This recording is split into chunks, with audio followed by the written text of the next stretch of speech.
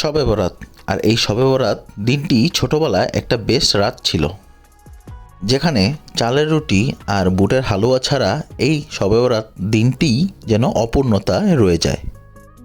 পাশাপাশি আরও আছে আতশবোমা এবং তারাবাতির ঝলকানি, যা ছোটবেলায় একটা অন্যরকম অনুভূতি সৃষ্টি করত। পাঞ্জাবি পায়জামা আর মাথায় টুপি পরে ফ্রেন্ডদের সাথে মসজিদে যেতাম আর নামাজ শেষে ঘোরাঘুরি করতাম আর অনেক মজা করতাম ফ্রেন্ডদের সাথে। কালের বিবর্তনে আর যুগের সাথে যুগে তাল মিলিয়ে এখন আর এই আনন্দগুলো দেখা যায় না। তাই তো ছোটোবেলার এই শবে বরাত দিনগুলোর মোমেন্টগুলো স্মরণীয় করে রাখতে বিয়ের পর ওয়াইফকে নিয়ে বের হয়ে পড়লাম বাইরে। আর বাহিরে দেখছিলাম যে আলোকসজ্জা দিয়ে বিভিন্ন মসজিদ আর বিভিন্ন জায়গা ডেকোরেশন করা হয়েছে এই শবে বরাত উপলক্ষে।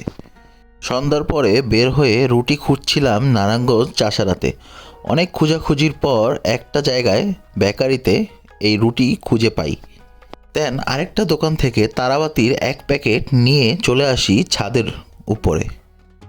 আর আমাদের সবার প্রিয় রূপচাঁদকে সাথে নিয়ে এই তারাবাতিগুলো রাতের বেলার ছাদে জ্বালাই, যা ছোটোবেলার কথা মনে করিয়ে দেয়।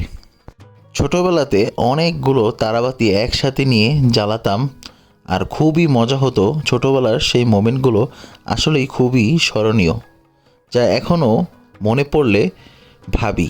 আমাদের সময় যে তারাবাতিগুলো ছিল তা অনেক কোয়ালিটিফুল ছিল, বাট এখনকার এই জেনারেশনে তারাবাতিগুলো খুবই বাজে আর দামটাও অনেক বেশি। এই জেনারেশনের মানুষগুলো মোবাইলে আর ইন্টারনেটে আসক্ত হয়ে এই সুন্দর সুন্দর মোমেন্টগুলো ভুলে গেছে।